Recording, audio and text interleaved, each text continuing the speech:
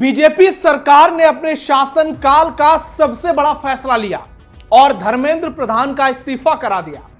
विपक्ष इसे मोदी की हार और कॉकरोच पार्टी इसे अपनी जीत मानने लगी। लेकिन इतिहास गवाह है, जब भी नरेंद्र मोदी को कमजोर करने की कोशिश की गई, मोदी ने घायल शेर की तरह जबरदस्त वापसी की। चाहे लोकसभा में 240 सीटों पर सिमटना हो या फिर गुजरात दंगे का फेक नैरेटिव बनाना हो, हर बार मोदी ने वापसी की और इतिहास रच दिया। बीजेपी मजबूत होती गई और आज दुनिया की सबसे बड़ी पॉलिटिकल पार्टी बन गई है। भारत के 75% हिस्सों पर पार्टी का कब्जा है। केंद्रीय शिक्षा मंत्री धर्मेंद्र प्रधान का इस्तीफा मोदी सरकार का कोई आत्मसमर्पण नहीं, बल्कि एक गहरी और सोची समझी राजनीतिक रणनीतिक का हिस्सा है। विपक्ष इस फैसले को पीएम मोदी की सबसे बड़ी व्यक्तिगत हार के तौर पर पूरे भारत में पेश करने की कोशिश में जुटा है, जबकि आंदोलनकारी कॉकरोच जंतर मंतर पर इसे अपने अस्तित्व की सबसे ऐतिहासिक जीत बताकर 5 स्टार में जश्न मना रहे हैं। लेकिन जो लोग भारतीय राजनीति की गहरी बिसात को समझते हैं, वो जानते हैं कि इतिहास गवाह है, जब भी नरेंद्र मोदी को कमजोर या बैकफुट पर समझा गया, उन्होंने एक घायल शेर की तरह और अधिक आक्रामक होकर सत्ता के गलियारों में जबरदस्त शिकार किया। धर्मेंद्र प्रधान का इस्तीफा देश की राजनीतिक माहौल में तैर रही यह खबर वास्तव में एक बड़े तूफान से पहले की शांति है, क्योंकि इस बड़े फैसले के पीछे किसी दबाव के आगे झुकने की मजबूरी नहीं, बल्कि देश के करोड़ों ईमानदार छात्रों के भविष्य की सुरक्षा और देश विरोधी ताकतों के नापाक मंसूबों को समय रहते पूरी तरह कुचलने का एक बहुत बड़ा प्रशासनिक मास्टर स्ट्रोक छिपा है। नरेंद्र मोदी के राजनीतिक जीवन का पूरा सफरनामा इस बात का सबसे बड़ा सबूत है कि उन्होंने हर विपरीत परिस्थिति को अपनी सबसे बड़ी ताकत में बदल दिया, और यही देश की राजनीति में बीजेपी की सफलता का सबसे बड़ा टर्निंग पॉइंट है। नमस्कार, कैपिटल टीवी देख रहे हैं आप, मैं हूं नवेंदु और आज के इस वीडियो में आपको बताऊंगा मोदी इज बैक। लोकसभा चुनाव के बाद पीएम मोदी ने बदल दिया पूरा नैरेटिव। 2024 के लोकसभा चुनाव में हार के बाद जिस तरीके से विपक्ष ने बीजेपी का मजाक उड़ाया, वो असल में एक प्रचंड तूफान की दस्तक थी। साल 2024 के लोकसभा चुनाव में बीजेपी 240 सीटों पर सिमट गई, तब नारा दिया गया था 400 पार, और कांग्रेस वालों ने, विपक्षियों ने मान लिया कि मोदी युग खत्म। लेकिन राजनीति के सबसे बड़े चाणक्य ने कुछ ही महीनों के भीतर ऐसा पासा पलटा कि पूरा देश दंग रह गया। सारे बड़े सो कॉल्ड यूट्यूबर, पत्रकार बेहोश हो गए। किसी ने छाती पीटा, किसी ने दीवारों पर सर फोड़े। इसके बाद हुए राज्यों के विधानसभा चुनाव में बीजेपी ने ऐतिहासिक और एक तरफा जीत दर्ज की और यह साबित कर दिया कि देश की राजनीति में नरेंद्र मोदी का टक्कर लेना अभी किसी के बस की बात नहीं है। और आज भी बीजेपी का संगठन अजय है। हरियाणा में लगातार तीसरी बार बीजेपी ने सरकार बनाकर इतिहास रच दिया, तो जम्मू कश्मीर में रिकॉर्ड वोट शेयर हासिल कर लिया। मध्य प्रदेश, राजस्थान, छत्तीसगढ़ में बीजेपी की जीत हुई। छत्तीसगढ़ में ओपिनियन पोल, एग्जिट पोल, सब में कांग्रेस की सरकार बन रही थी, लेकिन क्या वापसी की बीजेपी ने। महाराष्ट्र और बिहार जैसे राज्यों में डबल सेंचुरी लगा दिया एनडीए गठबंधन ने, और विपक्ष के हर चक्रव्यूह को तोड़ते हुए पीएम मोदी की अगुवाई में प्रचंड जीत मिली, सत्ता में काबिज हुई। इन राज्यों की ऐतिहासिक जीतों ने यह साफ संदेश दे दिया कि लोकसभा चुनाव का नतीजा सिर्फ एक क्षणिक भटकाव था। और उसके बाद बारी आई पश्चिम बंगाल की और असम की। लगातार तीसरी बार असम में सरकार बनी और पहली बार पश्चिम बंगाल के इतिहास का सबसे बड़ा चुनाव देखने को मिला।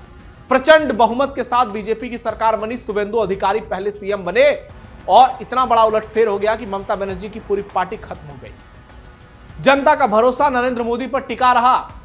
लोग बहुत सारी बातें करते रह गए, यूट्यूबर, सबके दावे कचरे में चले गए। और बीजेपी ने 240 सीटों के बाद जो वापसी की, विरोधियों के होश उड़ गए और नरेंद्र मोदी के युग के अंत की झूठी भविष्यवाणियां पूरी तरह से बेकार साबित हुई। लेकिन मोदी ने तमाम गठबंधन सहयोगियों को साथ लेकर एक बड़ा संदेश भी दे दिया कि जो नैरेटिव उनके खिलाफ बनाया जा रहा है कि एक मजबूत और स्थिर सरकार वो नहीं चला सकते, उन्होंने उस नैरेटिव को पूरी तरह से गलत साबित कर दिया। तमाम राज्यों में बीजेपी की प्रचंड जीत हुई। आंध्र प्रदेश में, ओडिशा में वैश्विक मंचों पर भारत का डंका पहले से भी ज्यादा मजबूती के साथ बजाकर पीएम मोदी ने अपने आलोचकों के मुंह पर जोरदार तमाचा जड़ दिया। मोदी, विरोध आप कर सकते हैं, लोकतंत्र में हर किसी को अधिकार है, लेकिन जो सच है वो तो बोलो। आजकल के यूट्यूबर यही नहीं कर रहे हैं और सारे चीज कर रहे हैं। गुजरात दंगे की साजिश को पीएम मोदी ने किया फेल। याद कीजिए साल 2002 का वो दौर जब गुजरात दंगों के बाद पीएम मोदी के खिलाफ देश विदेश में एक बेहद सुनियोजित और झूठा नैरेटिव तैयार किया गया। अदालतों से लेकर मीडिया तक हर जगह उन्हें घेरने की पूरी कोशिश की गई, लेकिन मोदी ने हार नहीं मानी और आखिर सत्य की जीत हुई। गुजरात दंगे से ग्लोबल गुजरात मॉडल और पीएम पद का सफर नरेंद्र मोदी को मिटाने की, दबाने की कोशिशें आज की नहीं बल्कि दशकों पुरानी रही, लेकिन खेल पलट गया। 2002 के गुजरात दंगों के बाद तत्कालीन सीएम नरेंद्र मोदी के खिलाफ देश दुनिया की तमाम ताकतें एकजुट हो गई और बेहद खौफनाक और झूठा नैरेटिव पेश किया। चौतरफा घेरने की पूरी कोशिश की, कोर्ट में घसीटने के लिए भी हर संभव प्रयास किया और राजनीतिक छवि को पूरी तरह से मटियामेट करने के लिए उनको मुसलमानों का हत्यारा तक बता दिया गया। अंतर्राष्ट्रीय स्तर पर साजिशें रची गई, लेकिन इस भयंकर विपरीत परिस्थिति में भी मोदी ने हार नहीं मानी और एक घायल शेर की तरह पलटवार किया। आज जब विपक्षी नेताओं पर ईडी सीबीआई एक्शन लेती है तो ये लोग छाती पीटते हैं, लेकिन इसी नरेंद्र मोदी को दर्जनों घंटे बिठाकर ईडी सीबीआई पूछताछ करती थी और पूछताछ के नाम पर परेशान किया जाता था। तब बीजेपी वाले कभी सड़क पर नहीं उतरे, लेकिन आज कांग्रेस वालों को देखिए और विपक्ष वालों को। हालांकि आखिर में साल 2022 में सुप्रीम कोर्ट ने पीएम मोदी को क्लीन चिट देकर इस फेक नैरेटिव को सबसे बड़ा झटका दे दिया और साजिशकर्ताओं की साजिश मिट्टी में मिल गई। इतने आरोपों के बावजूद सीएम नरेंद्र मोदी ने तब पूरे गुजरात का ध्यान सिर्फ विकास पर केंद्रित कर दिया और गुजरात मॉडल की नींव रखी। वाइब्रेंट गुजरात जैसे दूरदर्शी आयोजनों और इंफ्रास्ट्रक्चर क्रांति के दम पर गुजरात की जीडीपी और उद्योगों का डंका पूरी दुनिया में बजने लगा। इस अद्भुत आर्थिक बदलाव और अचूक गवर्नेंस को देखकर न केवल वैश्विक उद्योगपति भारत की ओर खिंचे चले आए, बल्कि पूरे देश की जनता के बीच यह विश्वास पक्का हो गया कि जो नेता इतने बड़े संकट से अपने प्रदेश को वैश्विक महाशक्ति बना सकता है, वो देश संभालने के लिए सबसे योग्य है। और 2014 में मोदी के नाम पर ठोक कर वोटिंग हुई और नरेंद्र मोदी ने इतिहास रच दिया। पहली बार बीजेपी की पूर्ण बहुमत की सरकार बनी। 19 में वही रिपीट हुआ और 24 में भी सरकार एनडीए की बनी, यानी जीत की हैट्रिक लगी और पूरे देश में हर विधानसभा चुनाव में बीजेपी की जीत ने यह बात साबित कर दिया कि नरेंद्र मोदी न सिर्फ दुनिया के सबसे पसंदीदा नेता हैं, बल्कि भारत के इतिहास के सबसे सफलतम नेताओं में भी से वो एक है। पूरी तैयारी के साथ फिर छलांग लगाएंगे पीएम मोदी। जेएनयू से लेकर शाहीन बाग और किसान आंदोलन तक, अग्निवीर योजना के खिलाफ आंदोलन से लेकर कॉकरोचों की नौटंकी तक, हुड़दंगबाजी तक, पिछले 12 सालों के लंबे कार्यकाल में मोदी सरकार को अस्थिर करने और देश में अराजकता का माहौल बनाने के लिए एक के बाद एक कई सुनियोजित साजिशें खड़ी की गई ताकि भारत की छवि को दुनिया के सामने खराब किया जा सके, नरेंद्र मोदी की शख्सियत को धक्का लगाया जा सके, मोदी को झुकाने की हर मुमकिन कोशिश की गई।